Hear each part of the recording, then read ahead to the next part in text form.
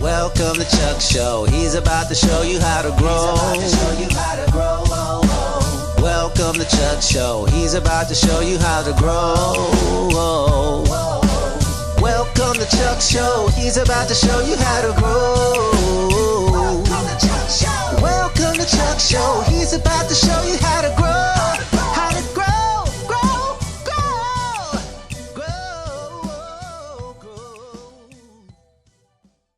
Hey, hola my friends, top of the morning and welcome to Together We Grow's hydroponic, soon to be aquaponic, and traditional gardens.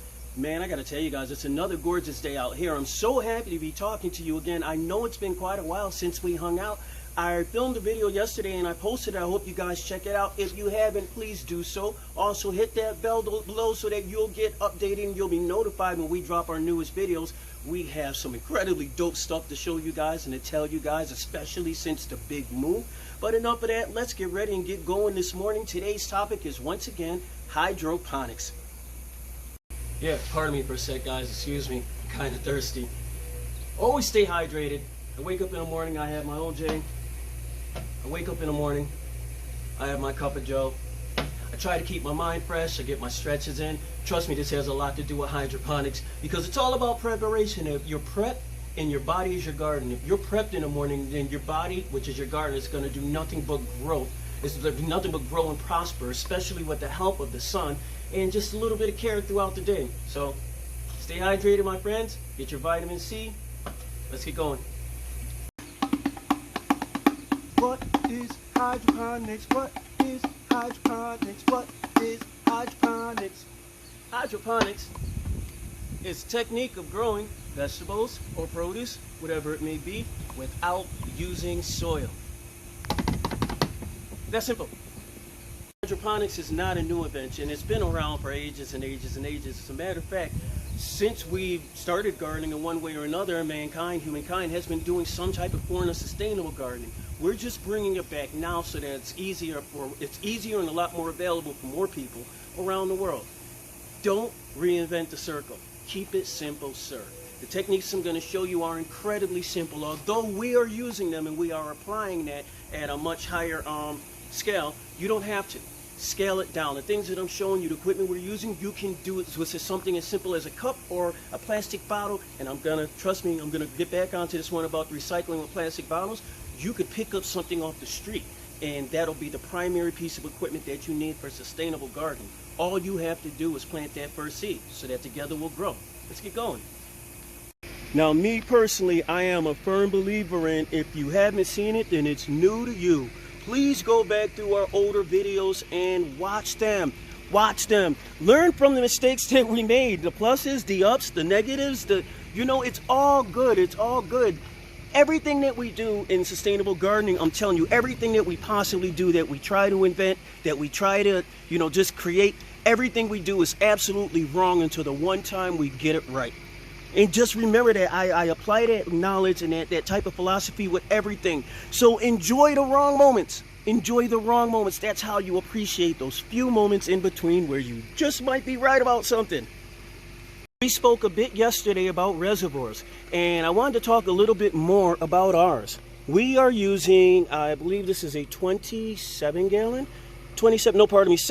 gallon tote, Craftsman tote. You can pick it up from any big box store. And we're using this, and it's buried about 26 inches in the ground, deep into the ground, because at 26 inches in the ground, although it doesn't do a heck of a lot to help cool the water, it does prevent it from getting hot as fast as it normally would. While we're up on top and we're looking at the main tray, which is the main tray that holds our fabric pots that we're using for our hydroponic grow bed, we actually had a net top filter that sat on top of this, and I noticed restricted water flow, so I removed it. When I removed it, it was so much full of so much gook and just nasty stuff that I understood why some plants in the back were actually choking. It seemed like they've been choking for the last couple of months. So I'll actually show you that filter top in a moment. And I want to remind you guys, if you are sustainable gardening and you are using an ebb and flow system with these type of drains, always make sure that your filters and that the filter tops aren't impeded and aren't all blocked up, because it will restrict the amount of nutrients that get to your plants in the back. It'll make it all off balance and imbalance in your system, and you really don't want that. Our hydroponic system is also equipped with our state-of-the-art, which isn't 45% shade block cloth. This does come in handy, especially during the hottest parts of the day. I will tell you guys one thing that I don't like. If you look at this being the back end of our system, that being the front end, it's facing north to south. Even though it's one bed, this net gives it the appearance that it's facing north to south. And I'm going to show you a problem with that.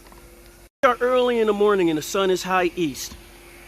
The route that the sun travels is east to west. So if you want to get the most out of this shade block, and remember this guys, orient your garden so that they're going east to west. Think of it as a hat on top of your head. If you're walking, if the sun's at its highest point in the summer and you have a hat on top of your head, you're blocking the sun from hitting the top of your head, because that's where the sun's pointing. It's not pointing at the sides of your arms. That's why you're not wearing long flannel shirts or anything of that nature during the hottest parts of summer. Your garden is no different. You want to protect the highest point where the sun's heat can reach it, and that would be right above it. So even though these are just one trays, 1, 2, I am not crazy about this northwest configuration with this net, and I'm probably going to change that. Just have 2 separate nets, one coming out this way and one coming out this way. Don't be confused and don't be thrown off by all of the nozzles and the dials. It's basically an on-off for this tray and an on-off for that tray. Not only are these dials, these ball controllers, not only are they on-off, but they can also regulate the amount of water flow. Let's see, you guys can see that water flowing right there. Now I'm going to turn that off.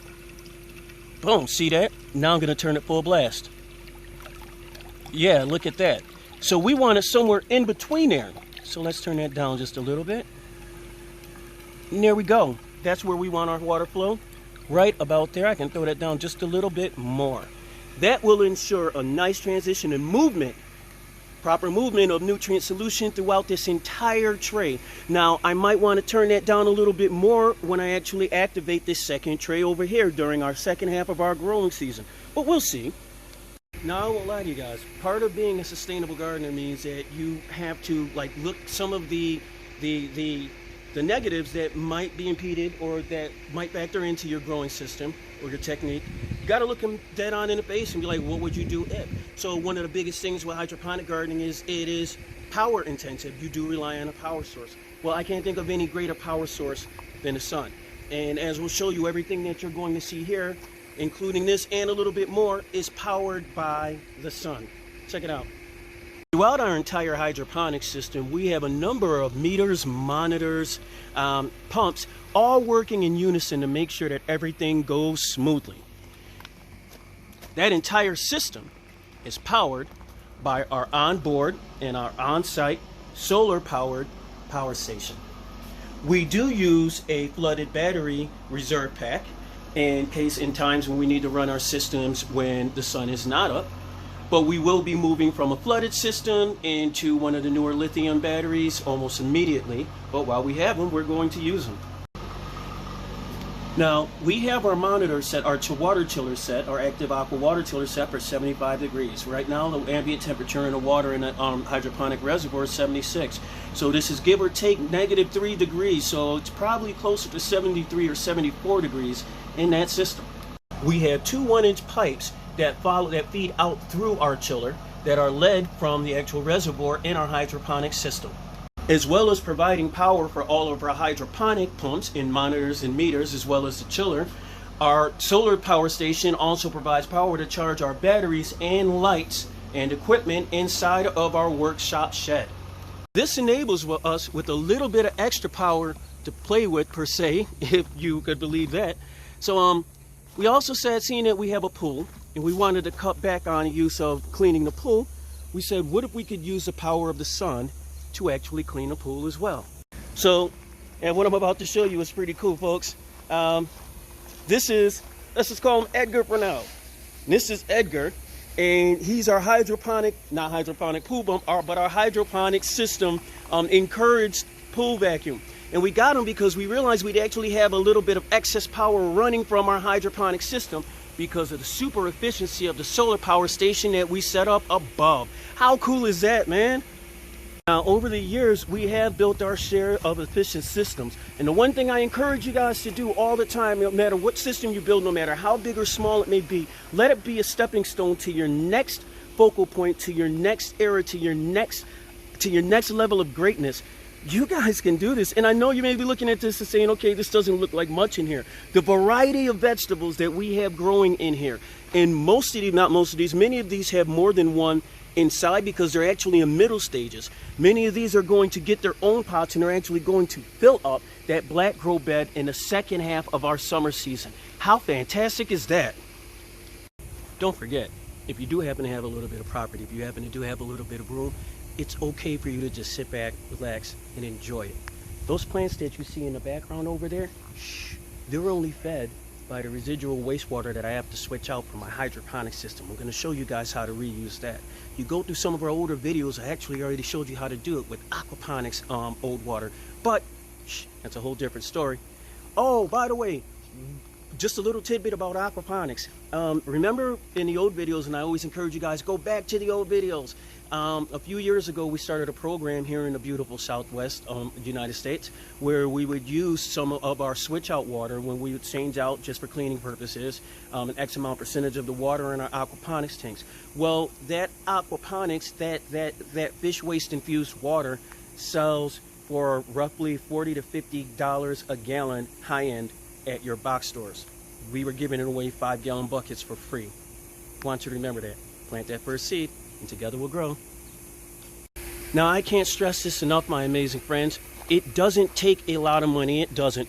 And what you see here wasn't just built up. Well, sort of it was, but it was rebuilt over here overnight. But the ideas and the concepts here weren't just come up with overnight. I've been working with some of the brightest minds in the world to come up with these ideas just to save you a bit of frustration when you do want to dip your foot into that deep pond of sustainable gardening. I want you to know that you're not alone, that there's an entire community out there that's growing so much exponentially by the day, and we all have the same goal in common. We want to feed the world by not hurting the earth. How easy is that? We want to feed the world. We want to feed each other. We want to make sure we don't go hungry. Come on, man, let's plant that first seed. We have everything over here from varieties of basil to squash to different varieties of cucumbers, different varieties of peppers. We have tomatoes, we have our ever-promising green onions. Most of all, we have the hope of sustainability. We have the hope that we'll be able to provide something to our neighbors if they may need it. Nothing is better than that. I assure you, my friends, nothing.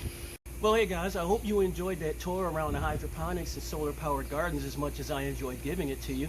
Please, feel free, don't hesitate, reach out. If you have any questions, let me know. I try to be as personally, as easy to reach as possible.